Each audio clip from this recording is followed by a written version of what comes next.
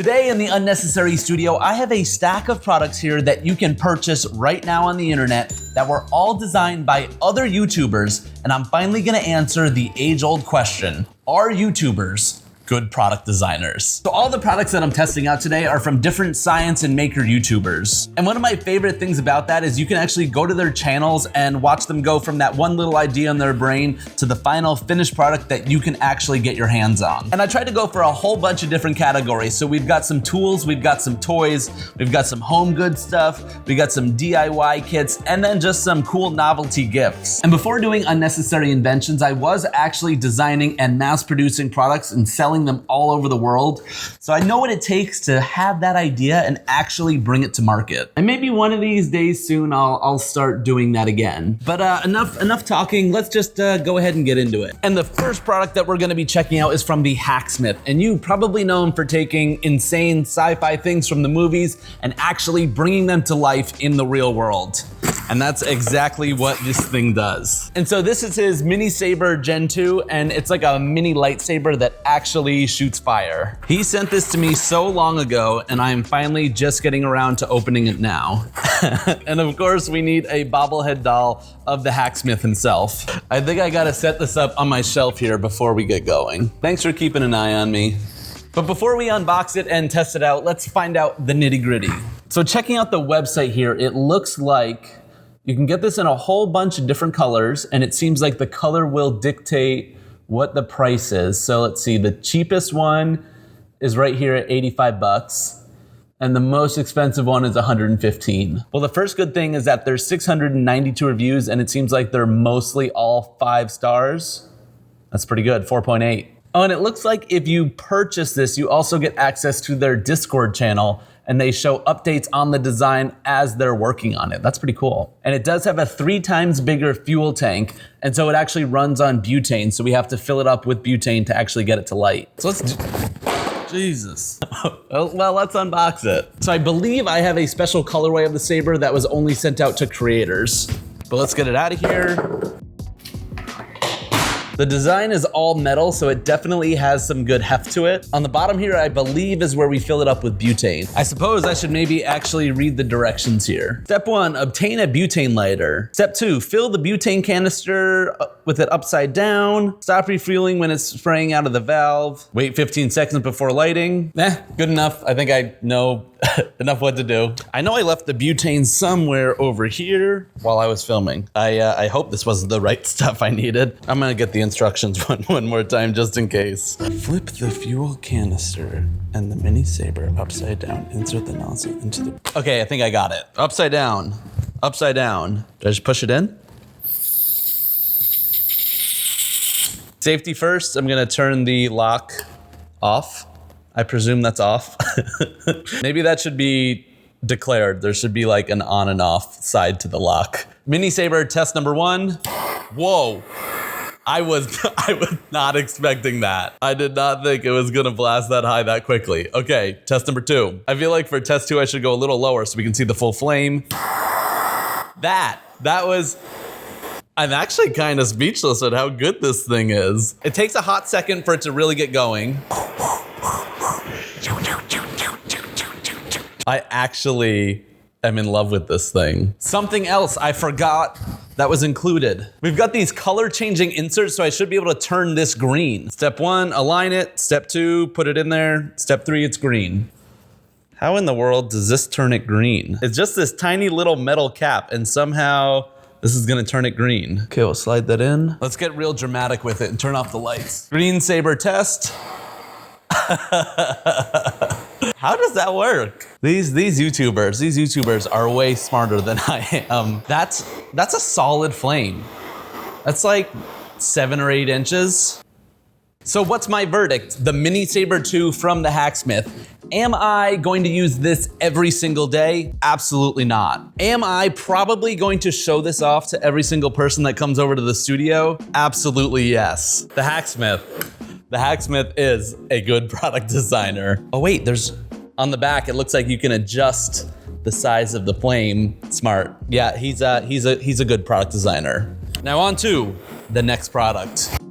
The next invention that we have comes from YouTuber Simone, and I think if you're watching my channel, you obviously know who Simone is. She's the queen of shitty robots, building all sorts of different things over the years. And what we're checking out today comes from her product company, Giertz Studios. I did just feature her everyday calendar in my last video, so obviously I might be a little biased into how I already think about her products. But this product we have today is called the Coat Hinger. And she reimagined how coat hangers should work for really tiny spaces. So she launched this product over on Kickstarter, and I was one of the 4,099 backers that raised almost $570,000 to bring this product to life. So the product name should be a little self-explanatory as to what this does: a coat hanger and a hinge. So what does that do? It folds your coat hanger in half, reducing the size. And it also comes with a wooden bracket system so that you can hang all of those coat hingers. Just look how much space you can save. You can watch the entire journey of how she went from the idea to the final product, because it sounds super simple on paper, but there was a lot of different iterations to actually bring it to life. But let's get this unboxed.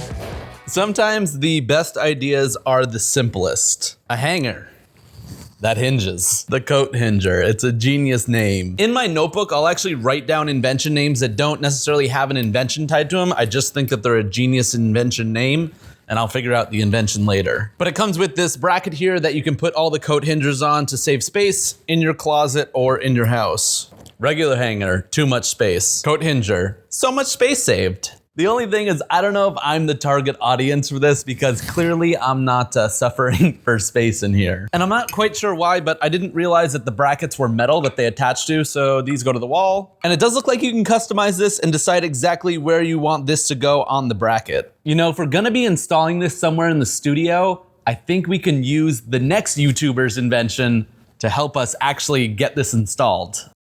So we've moved on over to the gear closet, because the next invention that we're dealing with is a screwdriver. It's upside down.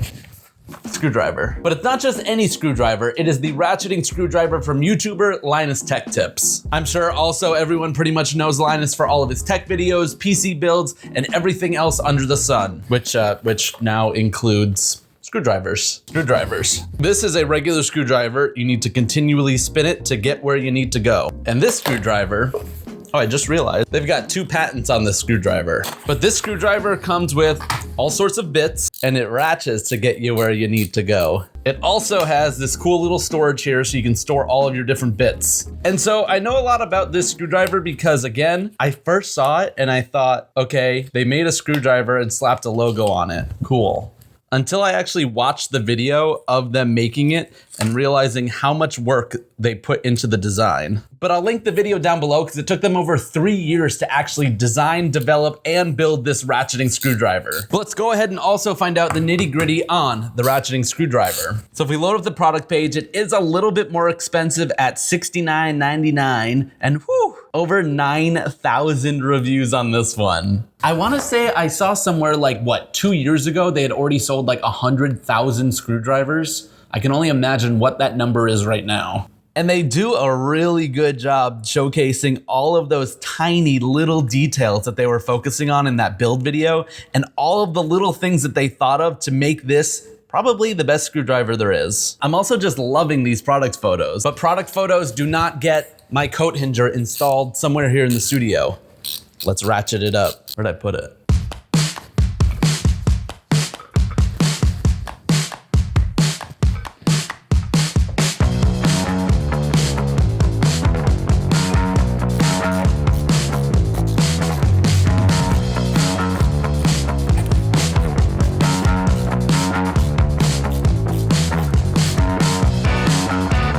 Well, that's a ratcheting success. But job number 1 for the Linus ratcheting screwdriver. Linus, I think you're a good product designer. That sound. I can't get enough of that sound. And we're hinged. Coat hingers, all set up. I suppose it only makes sense for me to actually coat hinge one of my coats. Put it out here. Put the coat inside like a normal hanger. Fold it in half. Space saving, achieved. Now, if I had like a really small apartment and closet, this would probably make a whole lot more sense, but I'm still gonna leave it here. I'm still gonna actually use it. So Simone, you get the unnecessary approval that you are officially a good designer. On to, what are we on? The fourth invention. Let's go have some fun. So this next invention has one thing that separates it from everything else that I'm featuring in this video. And that's that this product is available nationwide in Target. Okay, he has two things. Two things that separate him apart. He is the only one that has his face on the product packaging. We got Jake Laser throwing his Frisbee. So Jake is known on YouTube for taking things a lot of times from Marvel and taking those actual superhero abilities and then creating some sort of way of turning that into a real world thing to give him that superpower. And that's where he came up with the idea for this disc, because he created a full-size Captain America shield that could bounce off all the different walls. And that got him thinking, what if I could take that same idea and concept and turn it into an actual kid's toy? My other favorite thing about product design is you can literally just make up your own technology. We've got the Vortex Spring Core. Sure, why not? If we go ahead and get this out of the packaging, this definitely has a retail look to it compared to the packaging from all the other products that we've unboxed. This very much looks like something he could like 3D print to prototype it. I wouldn't be surprised if he tried like a ton of different structures here and then 3D printed them to test it out. Should I throw it at the wall? Well, it came back. This probably isn't the best indoor toy, but it hasn't stopped raining in Vermont in like a month, so I can't go outside. So let me try a couple bounces. Whoa. That was a twofer. That had some vertical to it, and I'm pretty impressed. I'm whaling it, and this thing is not showing any wear or tear. It doesn't help that I'm not very athletic, but I did it.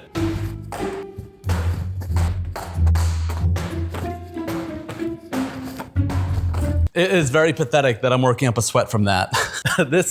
This sport is not necessarily in my wheelhouse, but that doesn't mean that it's not a well-designed product. It's kind of like how I said in the beginning, how taking the idea that only works in my one specific situation, he was actually able to figure out a way to make it mass producible for everyone to use. Jake Laser, you're a good product designer.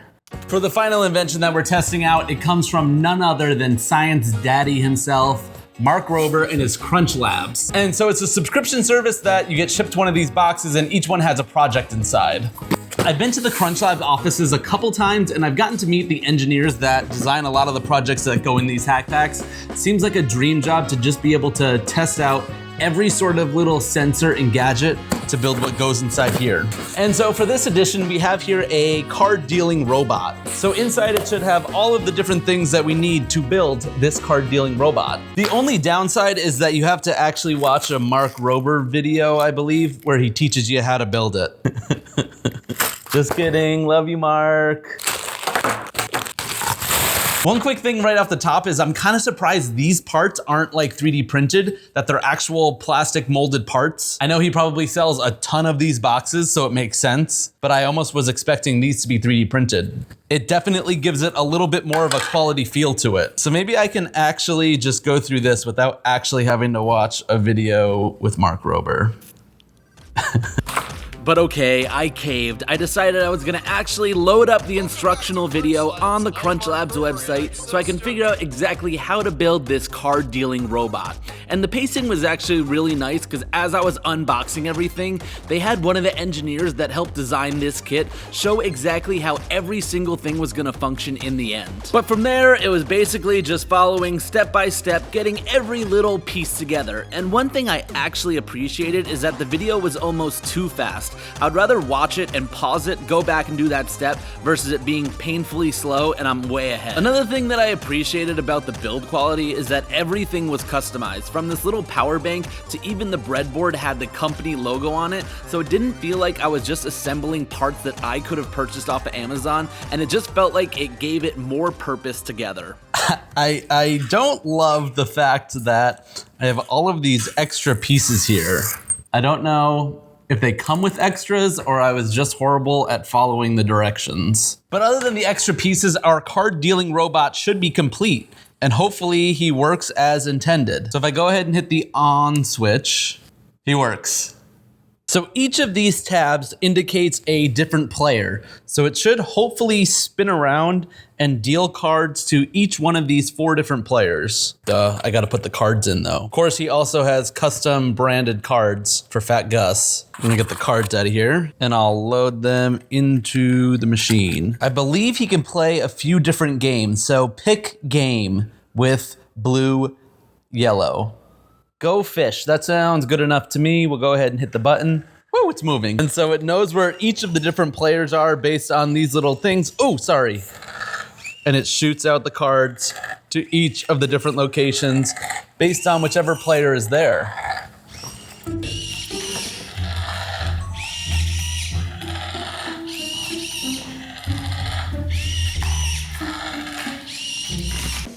My little dude, you are making a mess. But all in all, this took me about 30 to 45 minutes to build, watching the video, following along, and then getting it set up and calibrated. I could definitely see my nephew being into one of these kits, and I have a few extras from some of the other ones I didn't build, so maybe I'll send them to him and see how he likes them. And one last thing I'd wanna say is all of those YouTubers, yes, I said that they're good product designers, but also everyone on their team is also a fantastic product designer. To bring some of these products to life at the scale that they are, it's not just one person, it's a huge team of designers, engineers, and everybody in between making these things come to life. So if you work for any of the YouTubers and you're watching this video, you are also a good product designer. But with that, I'm gonna clean up the cards that are absolutely everywhere here in the studio, and I will see you at the next unnecessary invention.